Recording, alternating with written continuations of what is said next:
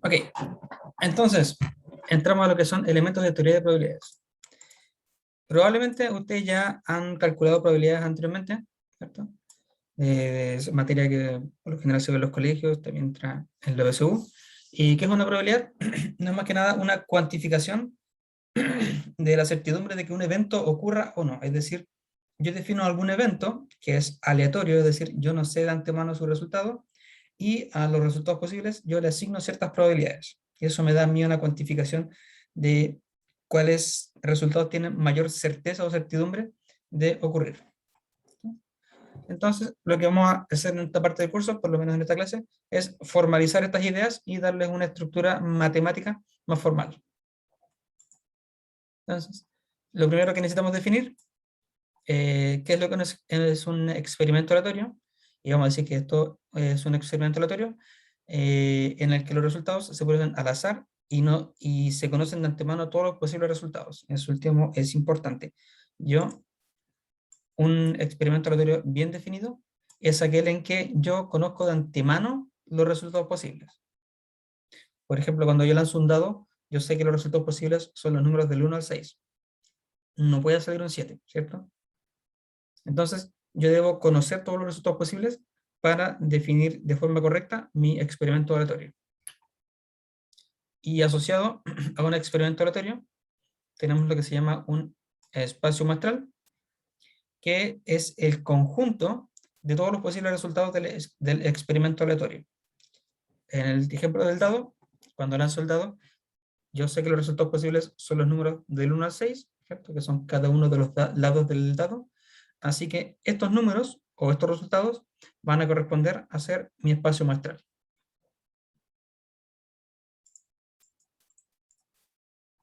Y importante con respecto a los espacios muestrales, que pueden ser discretos, como el ejemplo del dado o el ejemplo de una moneda, que cuando yo lanzo una moneda tengo dos posibles resultados, que aparezca cara o aparezca sello. Entonces tengo, en ese caso, un espacio muestral discreto. Podría ser finito o infinito. Finito son los más obvios. Nuevamente, el ejemplo del dado es una cantidad finita de resultados posibles. La moneda también es una cantidad finita. Y un ejemplo de un experimento discreto con cardinalidad infinita, por ejemplo, si yo me pongo a lanzar un dado hasta que aparezca un 5, ¿ya? La cantidad de experimentos necesarios para que al lanzar un dado aparezca un 5 podría ser eventualmente una cantidad no acotada, es decir, puedo yo lanzar el dado 10 veces hasta que aparezca un 5, podrían ser 11, podrían ser 20 y así sucesivamente, ¿cierto? No tiene por qué estar acotado y entonces eso le da la característica de ser un espacio discreto infinito. De igual forma, podemos tener espacios muestrales continuos, es decir, ya en ese caso sería un subintervalo de los números reales, y de igual forma pueden ser acotados o no acotados. Acotado, por ejemplo, si yo fijo un intervalo horario en que puede ocurrir un evento, por ejemplo, puede, a ver, a la hora en la cual yo diviso la primera estrella del firmamento, a la hora en que aparece la primera estrella. Por ejemplo, yo sé que eso ocurre entre las 7 de la tarde y las 8 de la tarde.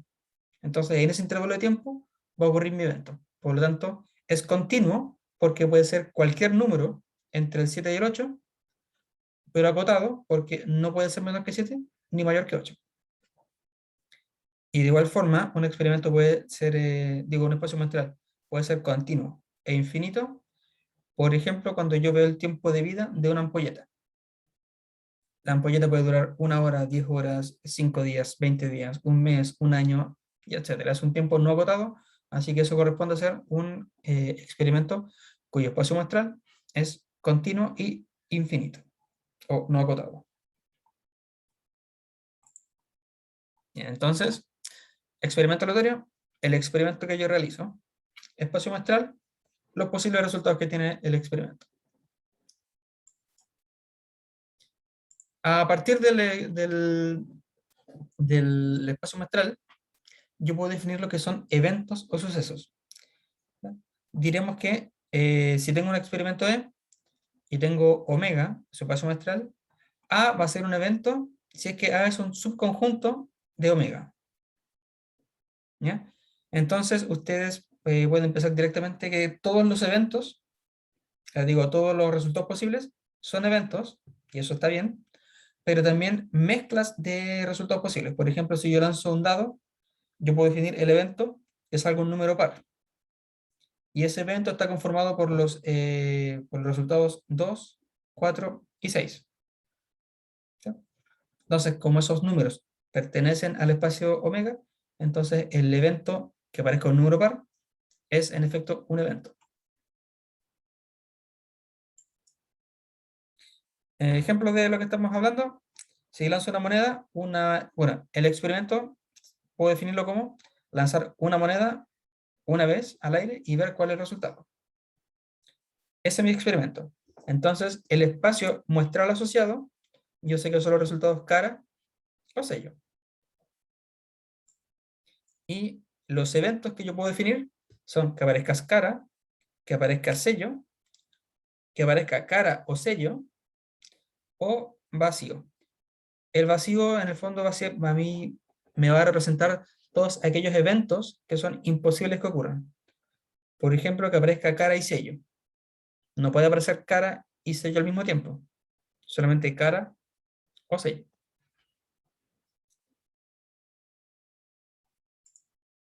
Ejemplo 2. Mi experimento aleatorio yo lo defino como registrar el número resultante al lanzar un dado de 6 caras. El espacio muestral, nuevamente, es claro. Son los números del 1 al 6, que son las etiquetas que tiene cada lado del dado. Y los eventos son muchos. Yo podría definir muchos eventos acá porque en el fondo los eventos pueden ser cualquier combinación de estos resultados. Y algunos de estos yo los puedo escribir como, por ejemplo, el evento A, que aparezca un número impar. El evento B, que resulte un número par. El evento C, que aparezca el número 1. El evento D, que aparezca algún número entre el 1 y el 6. El evento E, como el vacío, como que no hay resultado o que sea un resultado imposible. Bien, entonces, dado que yo tengo dos conjuntos principalmente, tengo el espacio muestral, que es el espacio de los resultados, y tengo el espacio de eventos. Entonces la pregunta, ¿cómo yo puedo caracterizar el espacio de los eventos? Ups, silenciar. ¿Cómo yo puedo caracterizar el espacio de eventos? Eso lo vamos a responder a continuación mediante la definición de una sigma álgebra. Esta definición es una definición rigurosa matemática de la estructura que le vamos a dar al espacio de eventos, pero que para efectos prácticos, vamos a ver más adelante, que uno siempre puede considerar que el espacio de eventos en el fondo es el conjunto de las partes del espacio omega, es decir, es el espacio, digo, el conjunto de todos los subconjuntos que yo pueda definir a partir de omega. Entonces vamos a ver esta definición más formal y después nos vamos a quedar con una definición más suave o más cómoda para nosotros. Entonces, definición formal de qué es lo que es una sigma álgebra, dice, si tengo omega un conjunto, entonces una sigma álgebra, que vamos a llamar de F manuscrita, sobre omega, es una colección no vacía de subconjuntos de omega que satisfacen las siguientes propiedades. Primero, que el espacio omega pertenece a la sigma álgebra. Luego, que para cualquier elemento que yo tenga en la sigma álgebra, entonces el complemento de ese elemento también va a estar en la sigma álgebra. Y si tengo una colección de conjuntos o de eventos que pertenecen a la sigma álgebra, entonces la unión de estos también pertenece a la sigma álgebra.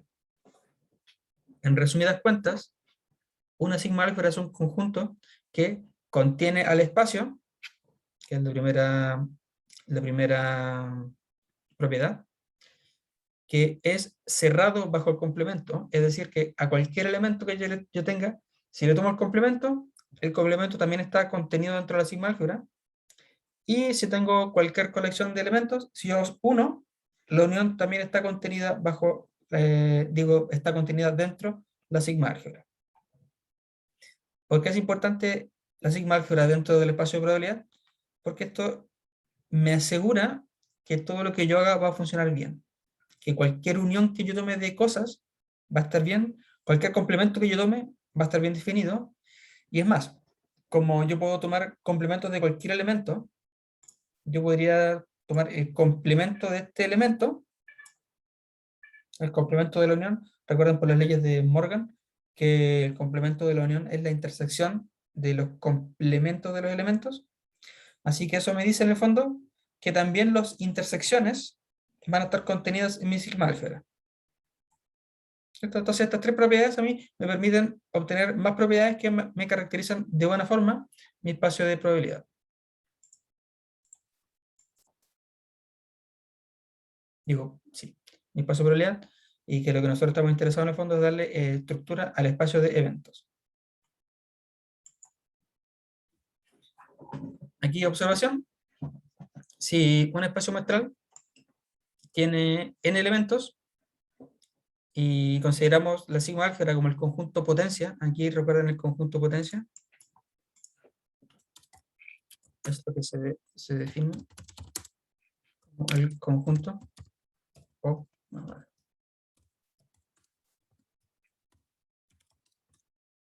las partes.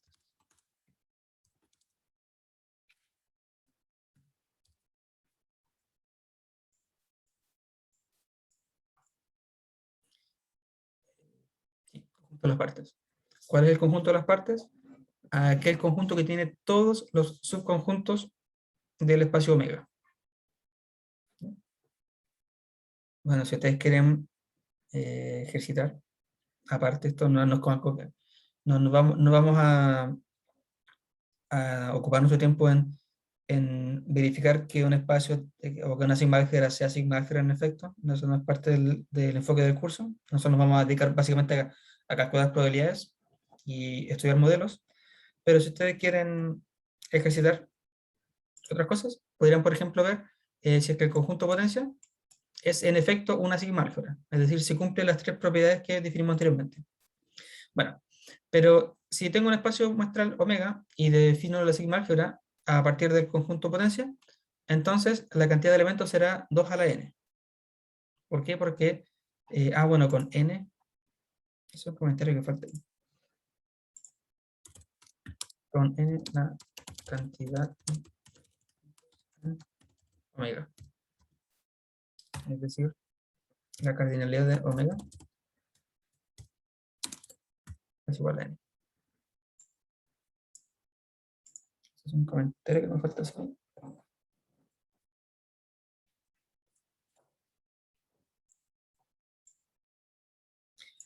Por ejemplo, en el ejemplo del dado, el espacio muestral habíamos dicho que tenía 6 elementos, que son cada uno de los resultados del dado.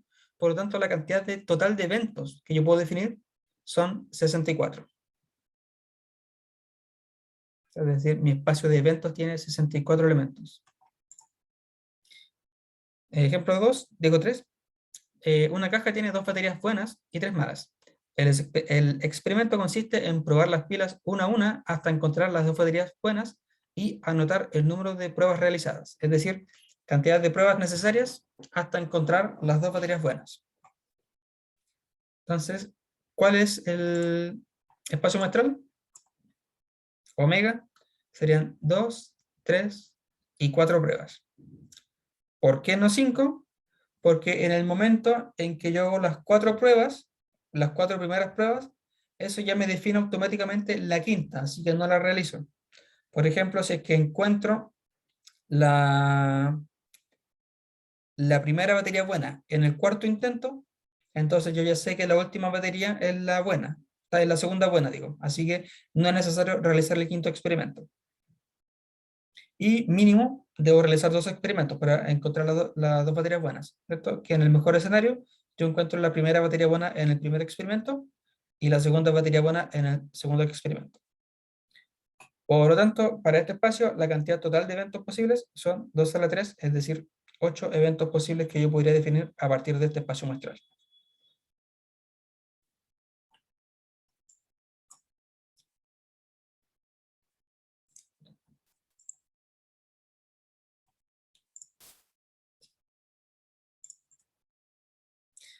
Bien, entonces lo importante para nosotros por ahora es definir los eventos y ver cómo podemos trabajar con ellos. Porque eventualmente, más adelante vamos a ver que nosotros vamos a estar interesados en calcular la probabilidad de estos eventos. Por lo tanto, yo necesito saber manejarlos bien para poder calcularles las probabilidades adecuadas. Y como ya hemos visto, los eventos los estamos definiendo a partir de subconjuntos del espacio omega. Por lo tanto, es bueno hacer un repaso de las operaciones básicas de conjuntos que luego van a hacerme útil a mí para poder escribir de mejor manera los eventos de interés. Por ejemplo, que ocurra el evento A o el evento B, lo vamos a escribir como que ocurra A unión B. Cuando decimos que ocurre el evento A y el evento B, lo vamos a anotar con la intersección. Cuando decimos que no ocurre el evento A, la no ocurrencia de A significa que ocurre el complemento de A. Por eso necesitamos el complemento. Y la diferencia de A con B, podemos escribirlo como que ocurre A, pero no ocurre B. Es decir, ocurre A y ocurre B complemento. Aquí esto no lo vamos a profundizar tanto porque ya esto es materia de MAT 021. Así que damos por entendido que ya todos manejamos las operaciones básicas de conjuntos. ¿Bien? Entonces, hemos hablado de eventos, hemos hablado de espacio muestral. Ahora, ¿cuándo diremos que ocurre un evento? Bueno, si yo tengo ya mi espacio muestral definido, tengo un evento de mi espacio muestral y omega pequeño, o W, es el resultado particular de un experimento aleatorio. Vamos a decir que entonces que el evento A ocurre si es que el resultado W pertenece al evento. Esto en el ejemplo a continuación va a quedar muy claro. Claro, en el ejemplo del dado, supongamos que al lanzar el dado sale el número 3. Entonces, ¿cuáles de los eventos que habíamos definido anteriormente ocurren y cuáles no? Aquí los tenemos de nuevo. El evento A, que era que salga un número impar, sí ocurre, puesto que salió un 3. Como 3 pertenece al conjunto, entonces el evento A sí ocurre. El evento B, que era que aparezca un número par, no ocurre porque 3 no pertenece al conjunto B, o podría pensar, o podríamos decirlo realmente porque 3 no es un número par. El evento C no ocurre porque 3 no es igual a 1. El evento D sí ocurre. Y el evento E no ocurre. En general el evento vacío nunca ocurre, pero uno siempre debe dejarlo dentro de los escenarios posibles. De hecho, como nosotros definimos nuestro espacio de eventos a partir de una sigma álgebra, y la sigma álgebra me dice que, de las propiedades que me decía la sigma álgebra, me decía que está contenido el espacio muestral completo y que están contenidos complementos. En particular está contenido entonces el complemento del espacio muestral, que es el vacío. ¿Sí? ¿Alguien levantó la mano? En el ejemplo B, en el subconjunto B, dice no ocurre, 3 no pertenece a. No, no debería Ah, ser 3 no pertenece a B. sí, 3 no pertenece a B. Sí, eso es un detalle. Ya, gracias. Lo voy a corregir luego y lo subo bien.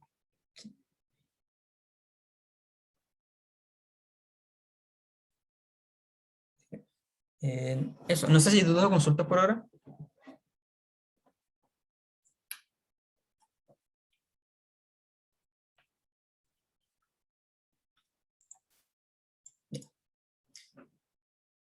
Entonces, definición, eventos mutuamente excluyentes.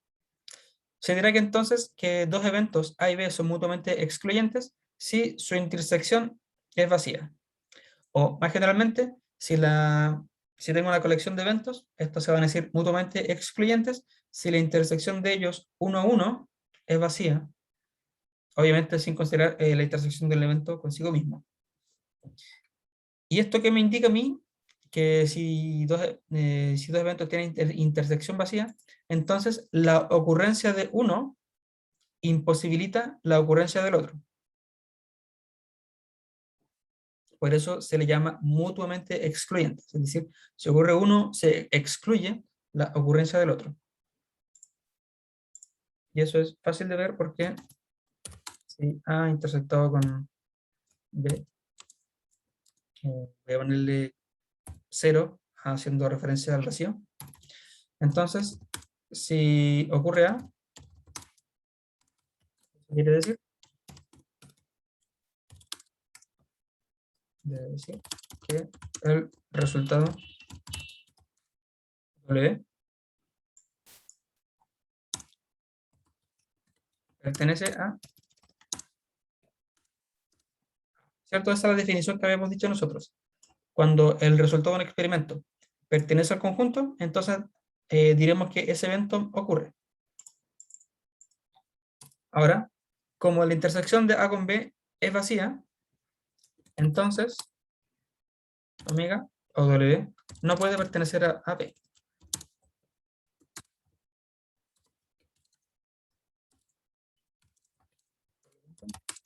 No ocurre. ¿Cierto? O más claro esto con diagramas. Si esto es A y esto es B, y la intersección es vacía, es decir, son discos disjuntos, y omega está por acá, el resultado del experimento está por acá, entonces esto obviamente no puede estar en B, por lo tanto B no ocurre.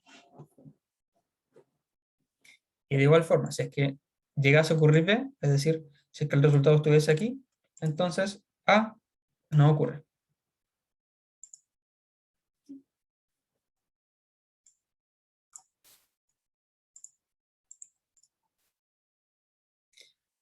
Por ejemplo, en el ejemplo 2, haciendo referencia al anterior, ¿cómo podría yo escribir el evento A, que sale un 2, o un múltiplo de 3? Bueno, podría yo definir dos eventos, el evento B como que sale un 2, y el evento C como sale un múltiplo de 3. Entonces el evento A yo lo podría escribir como la unión del evento B con el evento C. Y aquí después me preguntan, ¿son B y C eventos mutuamente excluyentes? Bueno, la respuesta es sí, porque no pueden ocurrir ambos al mismo tiempo, ¿cierto? No me puede salir un 2 y al mismo tiempo un múltiplo de 3, porque el 2 no es múltiplo de 3. O otra forma de decirlo, que la intersección de B con C es vacía. Por lo tanto, B y C son eventos mutuamente excluyentes. ¿Profe? ¿Sí? ¿Y si sale 6? Si sale un 6, en ese caso no son mutuamente excluyentes. Pero entonces el que sea mutuamente excluyente es, Ah, no, perdón, perdón. depende solamente del resultado y no del espacio muestral. No, no, no. Porque el evento B es que salga un 2, específicamente un 2, no un múltiplo de 2. Por lo tanto, si sale un 6, no Ah, sí, ocurre, no cierto. ocurre B. Ah, sí, perdón. Sí. Que cuando me lo dijiste pensé en el evento que aparezca un 6. Y ese evento no es mutuamente excluyente con el evento C. Sí, por eso me confundí. ¿Verdad?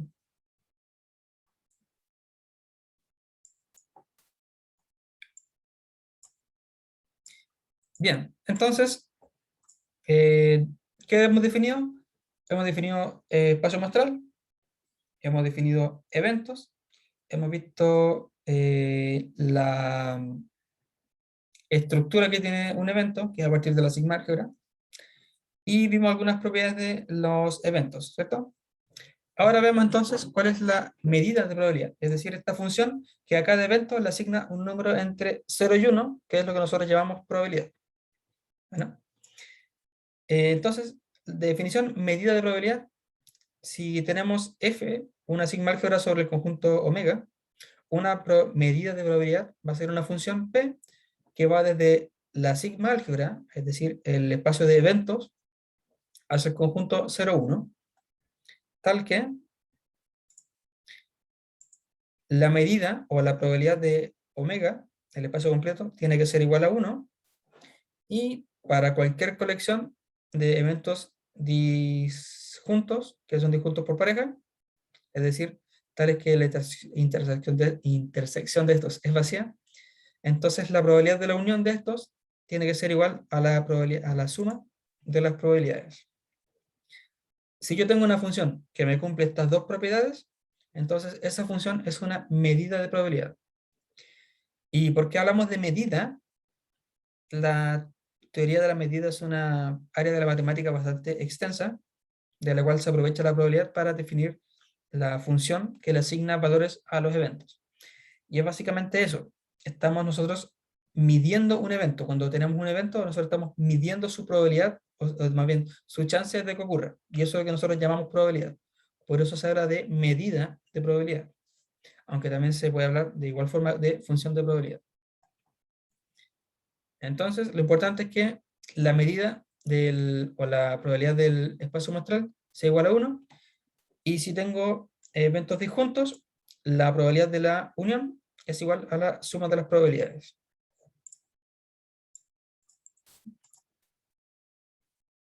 Bueno, como observación, es fácil ver que la medida del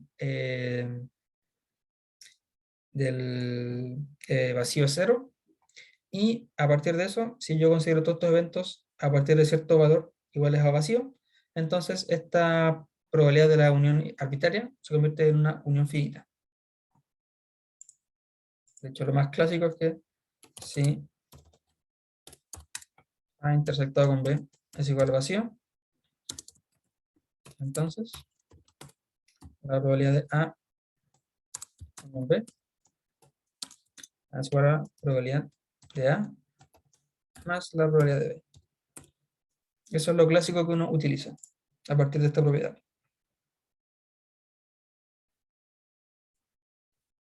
Siempre que yo tenga dos eventos disjuntos o mutuamente excluyentes, entonces la probabilidad de la unión es la suma de las probabilidades.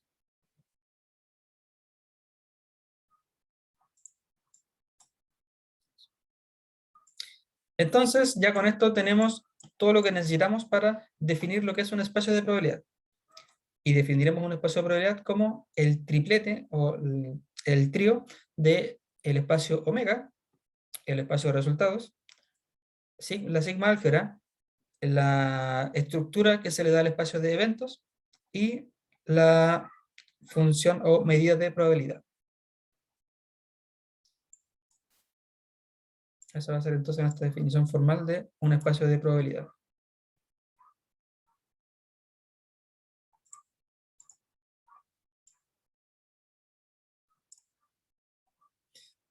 Ahora, la pregunta que se deben estar haciendo ustedes: ¿cómo yo calculo finalmente una probabilidad?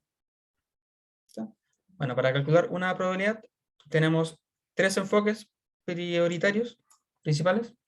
El enfoque clásico o enfoque a priori es cuando yo conozco de antemano los resultados del experimento y sé que son equiprobables, es decir, que todos tienen la misma probabilidad de salir. Por ejemplo, en la moneda yo sé que hay la misma probabilidad de salir tanto cara como sello. En el dado yo sé que la probabilidad de que cualquier número que salga tienen toda la misma posibilidad de salir. Por lo tanto, en este caso, nosotros vamos a calcular la probabilidad simplemente como la razón entre casos favorables para nuestro evento sobre casos totales. Ya vamos a hablar de eso. El otro enfoque que tengo es el enfoque frecuentista, que uno lo utiliza cuando no conoce de antemano las chances que tiene un evento de ocurrir y se enfoca en las veces que ha ocurrido un evento con anterioridad. Por ejemplo, si yo quisiese calcular la probabilidad de que frente a mi ventana pase un auto rojo, yo no tengo cómo saber eso a priori. Entonces, ¿qué es lo que puedo hacer yo?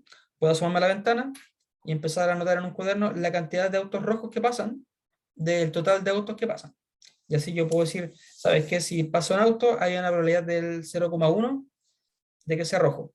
Porque anteriormente yo conté 10 autos rojos de un total de 100. Ese es el enfoque frecuentista.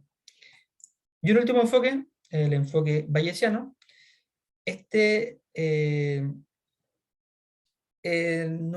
uno no calcula una probabilidad probablemente tal, sino que se basa en algún grado de confianza que se tenga de algún evento. Este se utiliza mucho o surge de forma natural, por ejemplo, las personas que trabajan viendo las acciones de la bolsa, cuando ya pasan mucho tiempo viendo cómo se mueve el mercado de valores, ellos empiezan a tener empiezan a notar ciertas dinámicas entre ciertas acciones. Por ejemplo, si sube el cobre, a lo mejor, entonces va a subir el dólar. Ejemplo, no estoy diciendo que vaya a ser así. Entonces esta persona dice, mira, el cobre subió poquito, entonces hay una baja probabilidad de que suba el dólar. Y esa baja probabilidad, esa persona no la calculó, sino que se la asignó según lo que él observa y según la confianza que tiene en lo que va a pasar. Ahora, lo que nos interesa a nosotros es el enfoque clásico. Bien. Como le había dicho entonces, en el enfoque clásico tenemos que los resultados son todos equiprobables, y en este caso podemos calcular las probabilidades como los casos favorables sobre los casos totales. Entonces, para un espacio de probabilidad, vamos a definir que la probabilidad de que ocurra un evento va a ser, en este caso, la cardinalidad del evento A, es decir, la cantidad de elementos que tiene el evento A sobre la cantidad de elementos totales que tiene el conjunto del espacio muestral, digo. Ejemplo de lo anterior, ¿cuál es la probabilidad de que al sacar una carta al azar de un mazo inglés aparezca un as? Bueno, aquí omega son todas las cartas del mazo, que son 52.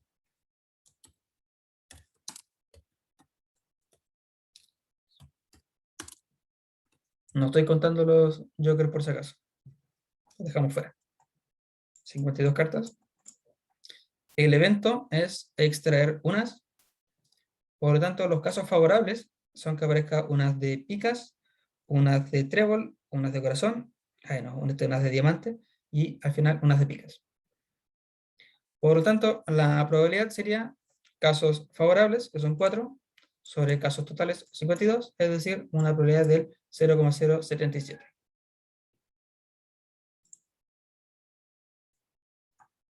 Así vamos entonces nosotros a calcular nuestras probabilidades.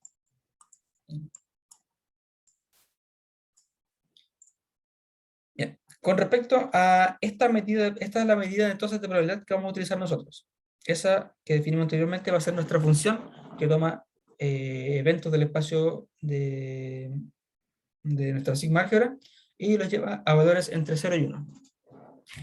Y esta función de probabilidad cumple las siguientes propiedades, que si quieren ustedes las pueden chequear, que es que la probabilidad de cualquier evento más la probabilidad de su complemento tiene que ser eso igual a 1.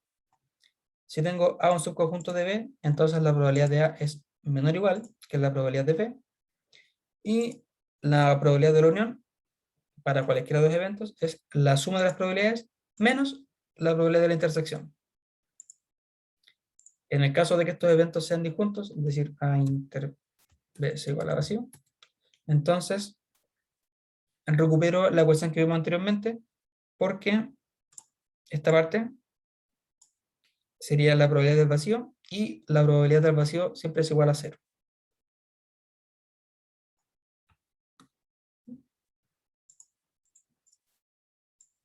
Ahora, ¿existen más propiedades? Sí, y estas propiedades extras se pueden obtener a partir de estas tres propiedades.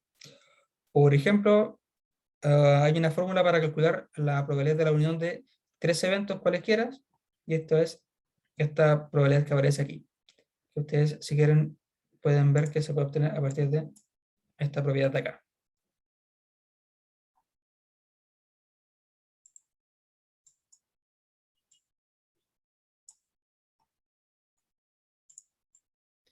Bien. Demostración de lo anterior. Esto me lo voy a saltar un poquito. Si quieren, después pueden revisarlo. Pero no es de mi interés por ahora revisar la demostración de lo anterior. Quiero avanzar más en la clase. pero de todas formas está aquí disponible si ustedes quieren revisarlo. Ya. Una herramienta gráfica muy útil para el cálculo de probabilidades son los diagramas de Venn. Y estos son representaciones gráficas de los eventos dentro del conjunto de espacio muestral, que clásicamente se grafican de esta forma. Aquí, por ejemplo, vemos aquí en el rectángulo el espacio muestral omega, y aquí tengo el evento B, y aquí tengo un evento A. Aquí puedo observar claramente que el evento A está contenido dentro del evento B. De hecho, completamente contenido. Y aquí vemos otros ejemplos. Aquí vemos, si tengo A y B eventos, eso está mal acá, disjuntos, no son disjuntos, son eventos cualesquiera.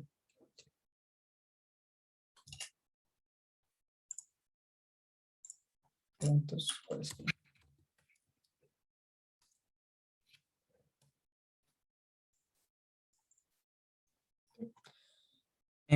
La unión va a venir representada por el área sombreada, perdón, aquí en el primer diagrama.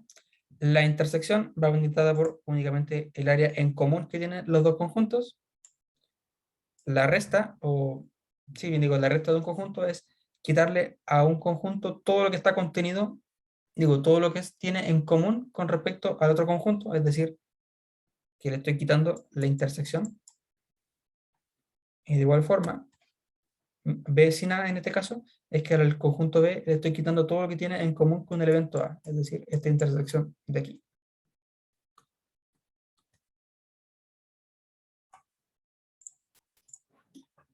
Por ejemplo, aquí digamos, ups, adelante.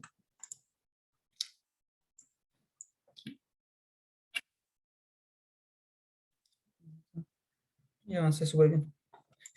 Ejemplo 6. Dice, una consultora presentó propuestas de 3 proyectos, sea A sub I, el evento de que dice el proyecto I fue aprobado para I igual 1, 2, 3. Es decir, A1 es que se aprobó el evento 1, digo el proyecto 1, A2 se aprobó el proyecto 2 y A sub 3 se aprobó el proyecto 3. ¿Bien? Suponga que tenemos cada una de estas probabilidades. La probabilidad de que se apruebe el proyecto 1 es 0,22, que se apruebe el proyecto 2 0,25 y que se apruebe el proyecto 3 0,28. Y además me entregan toda esta información acerca de las intersecciones de los eventos. Me preguntan a mí cuál es la probabilidad de que ocurra A1 unión A3 intersectado con A2 complemento. Una forma que tengo yo de resolver esto es manipular esto de forma algebraica, ¿cierto? Con álgebra de conjuntos, para poder llegar a expresar esto mismo a partir de la información anterior, a partir de intersecciones, ¿cierto? O la otra opción que tengo yo es utilizar directamente diagramas de Venn. Así de esta forma, siempre es bueno partir desde la intersección mayor hacia las intersecciones menores.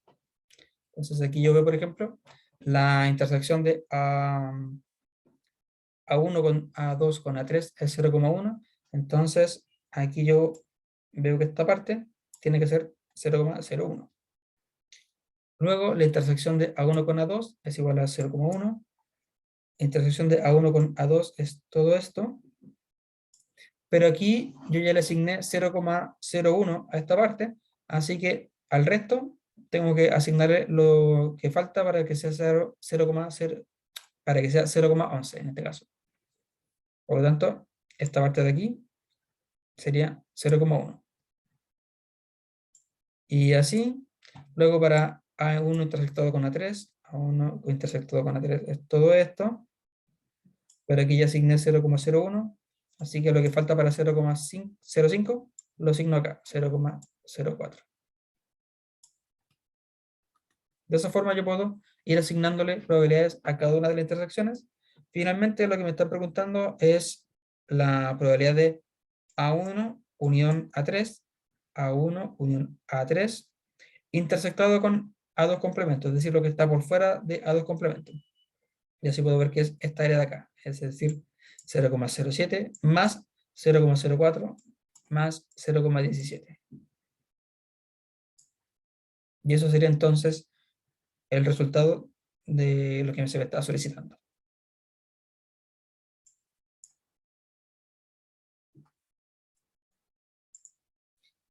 Bien. Terminé antes la clase de lo que esperaba. No sé si tienen dudas o consultas.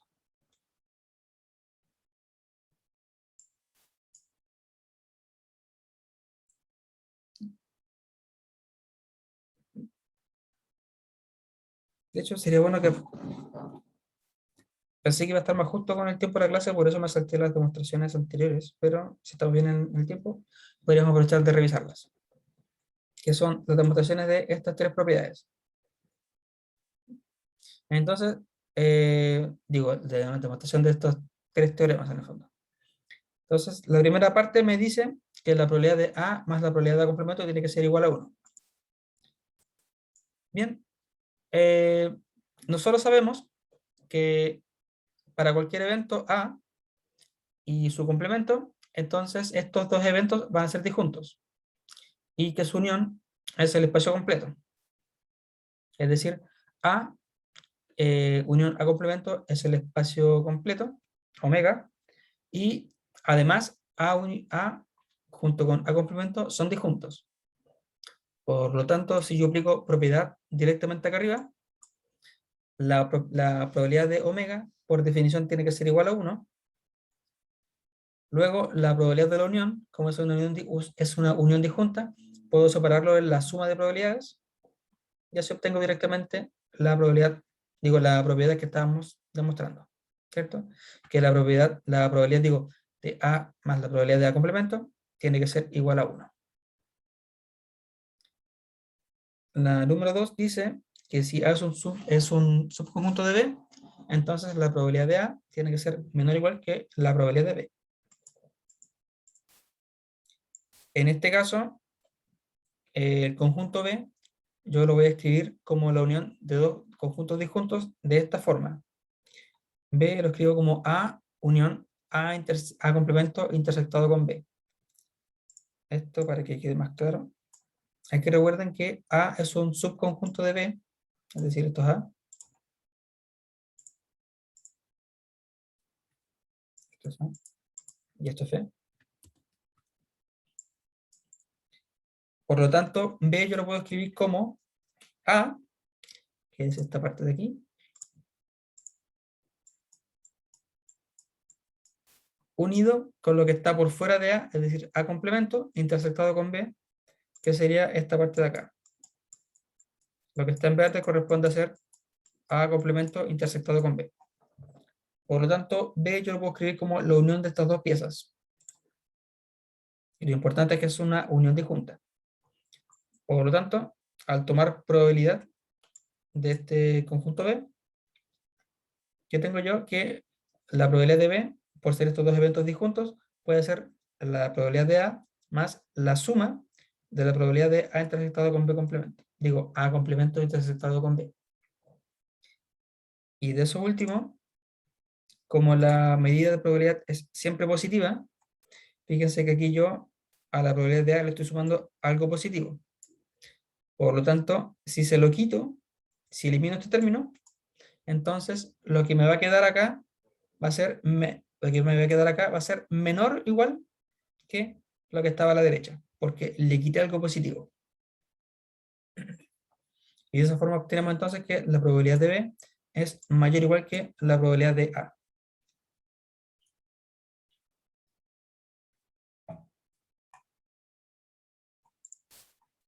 Por último, me dice esta probabilidad que, esta propiedad que la probabilidad de la unión para dos eventos cualesquiera es igual a la suma de las probabilidades menos la probabilidad de la intersección. Nuevamente, vamos a utilizar el truco de escribir A unión B como la unión de tres conjuntos disjuntos. Finalmente, vamos a mirar con los diagramas de Venn. Así, ahí tengo A unión B. Esto va a ser A. Esto va a ser B. Bien. El primer conjunto que aparece, A intersectado con B complemento, es lo que está en A y que está por fuera de B, es decir, lo que está en verde aquí, eso es A intersectado con B complemento. Luego, A intersectado con B está acá, intersectado con B. Y por último, A intersectado con B, A complemento, digo, intersectado con B, sería lo que está por fuera de A y dentro de B.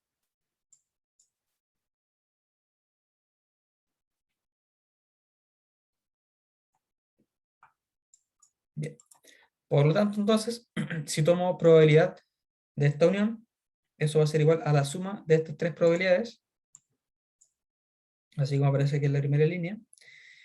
Y para proseguir, ¿qué es lo que voy a hacer yo? Voy a sumar un cero conveniente, que es sumar esta probabilidad. Aquí la estoy sumando y aquí la estoy restando. ¿Y para qué hago eso? Porque fíjense que esta suma, la probabilidad de A intersectado con B complemento, más la probabilidad de A intersectado con B, no es otra cosa que la probabilidad de A. ¿Por qué? Fíjense que si tengo aquí B,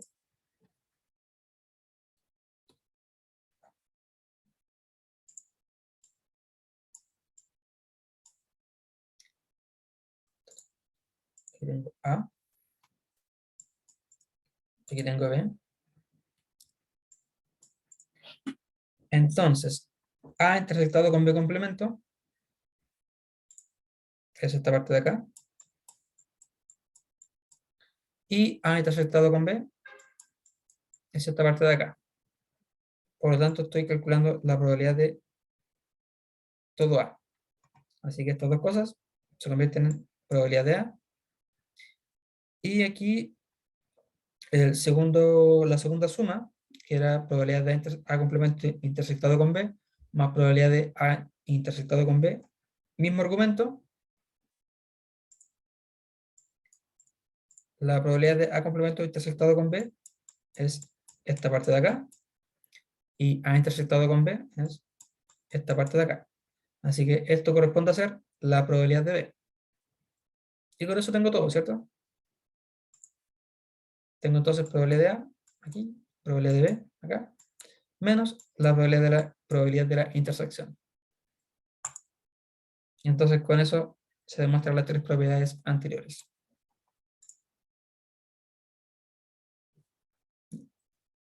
Ahora sí, no sé si tienen dudas o consultas respecto de la clase de hoy.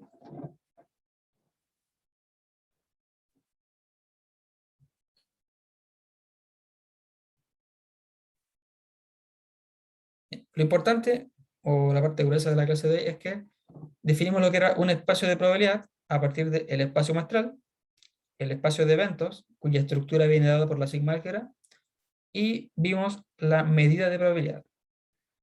Luego vimos propiedades de los eventos y propiedades de la medida de probabilidad. Eso es como la parte gruesa de la clase de hoy, que era la clase introductoria para lo que son espacios de probabilidad. Bueno, si no hay dudas ni consultas, voy a dejar de grabar por ahora.